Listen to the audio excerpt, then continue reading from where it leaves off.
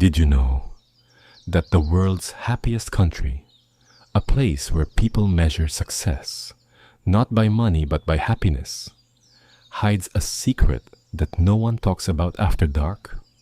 A tradition unlike anything else on earth, where a man quietly slips into a woman's house in the middle of the night. And it's not considered a crime. It's considered a language of love. Welcome to Bhutan. Hidden deep in the Himalayas, this tiny kingdom seems peaceful, spiritual, and pure. But behind its silence lies a story few outsiders have ever heard. They call it Bomena. To the rest of the world, it sounds like night hunting. But for the Bhutanese, it's an ancient form of courtship, a centuries-old custom that still survives in remote mountain villages. So, how exactly does this mysterious ritual work? Is it a daring act of romance, or a dangerous game played in the shadows? Let's find out as we uncover the untold truth behind Bhutan's most secret tradition. According to the Bhutanese, the secret to happiness isn't found only in meditation, nature, or Buddhism, but in a tradition so mysterious, no one dares to talk about it after dark. This custom is so old that villagers say it existed long before we were born. Its name is Bomena, which in the local language means to secretly approach someone. Western researchers call it night hunting. The roots of this tradition go back to a time when there was no electricity, no phones, not even proper roads. Villages were isolated.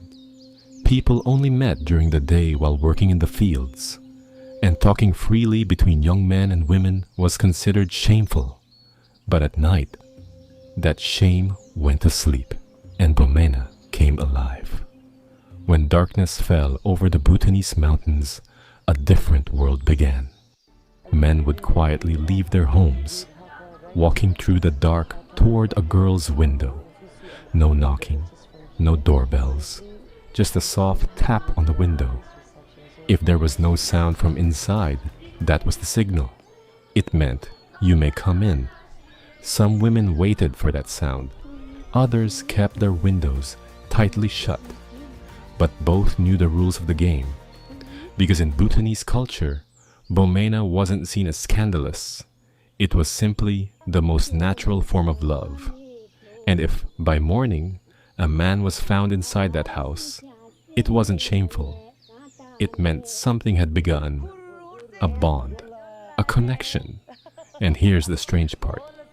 Everyone in the village would know by sunrise. But no one would gossip. They'd just smile and say, "Ah, youth, destiny." And life went on. In old Bhutan, marriages were arranged by families. But Bomena gave the young their own choice. If a girl didn't want the man, she closed her window. If she did, everyone would know by morning. Some couples stayed together forever. Others shared just that one night. As one village woman once said, "We didn't learn love in school. We learned it through the window."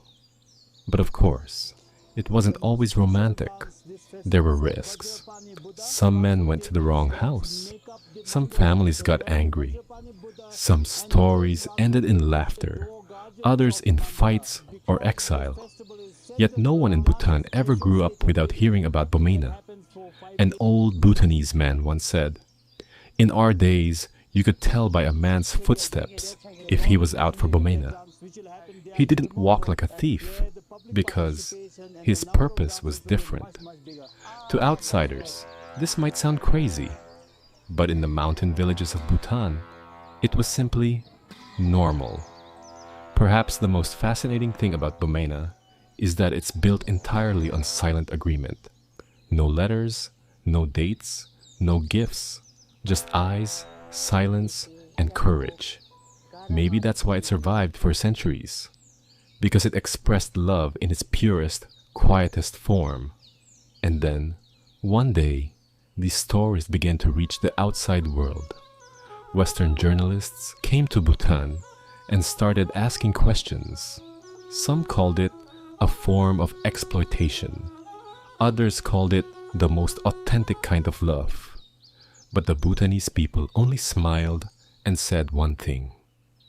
It's hard to understand our tradition from the outside. Why did this tradition last so long? And more importantly, why did women stay silent about it? For centuries in Bhutan, relationships between men and women were shaped by Buddhist morals, village customs, and a deep sense of social balance. Women were powerful. Most homes were registered under their names, and inheritance usually went to daughters. But when it came to men, speaking openly was still taboo. And that's where Bomena came in.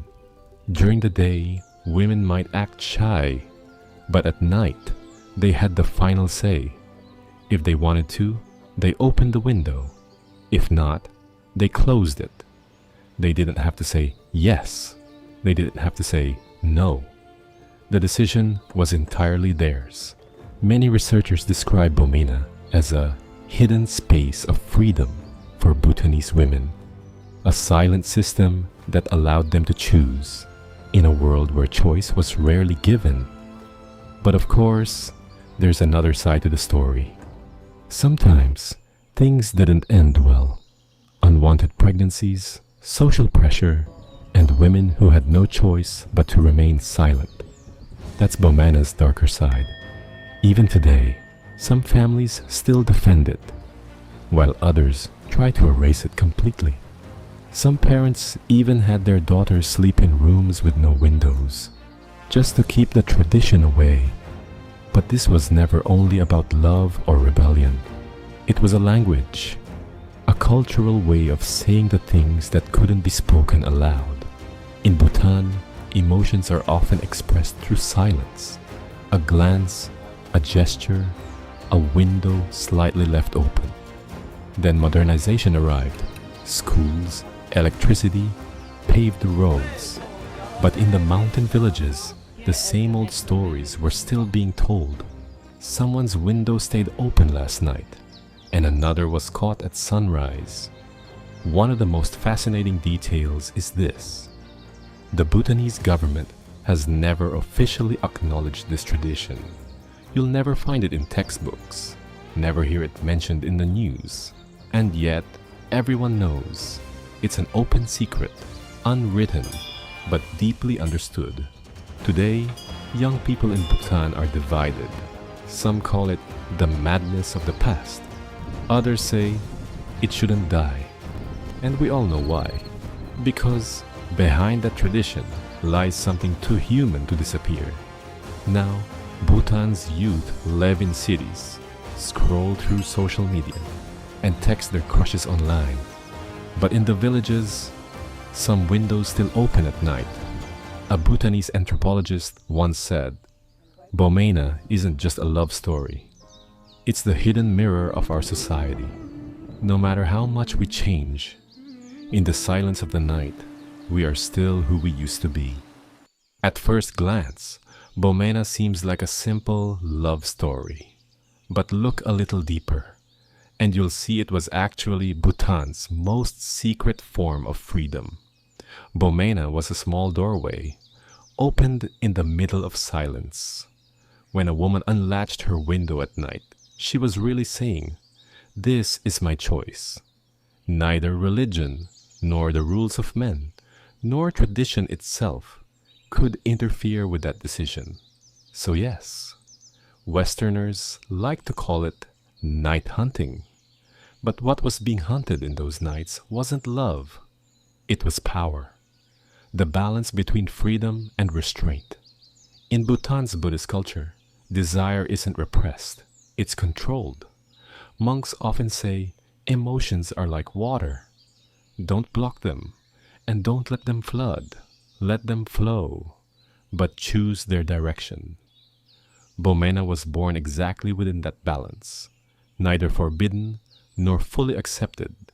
It existed in the middle, a cultural agreement that let people express their feelings. without letting society fall apart. And here's the fascinating part. In the villages where this tradition began, relationships between men and women were actually more balanced. Some studies even suggest that regions where Bomena was common had lower rates of domestic violence than the national average. So this secret ritual wasn't just about love. It was about maintaining equilibrium, a silent balance that kept the society together. We talked a little about the darker side of this tradition earlier. But if we look a bit closer, things aren't as innocent as they seem. Some men took advantage of this custom. Some women stayed silent even when they didn't want to. And at that point, Bomena stopped being a quiet tradition and became a subject of national debate. Today, Bhutanese women see it through two different lenses. Some say it was part of our past, it gave us strength, while others quietly add, in that silence, there were women who suffered. And the truth is, both are right. Because Bomena was at the same time a symbol of freedom and the cost of silence. A sociologist once described it this way: Bomena is like the soul of Bhutan. From the outside, it looks peaceful, but inside, storms are raging. Maybe that's why Bhutan was never just a Buddhist paradise, because within that paradise, tradition, faith, and humanity have always been intertwined.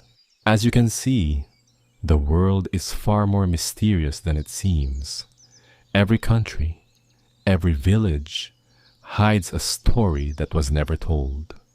If you love discovering forgotten traditions, hidden cultures, and the secret side of human nature, don't forget to subscribe to the channel, like this video, share your thoughts in the comments, and be the first to join our next discovery, 3-Dot Discovery, uncovering the unseen side of the world together.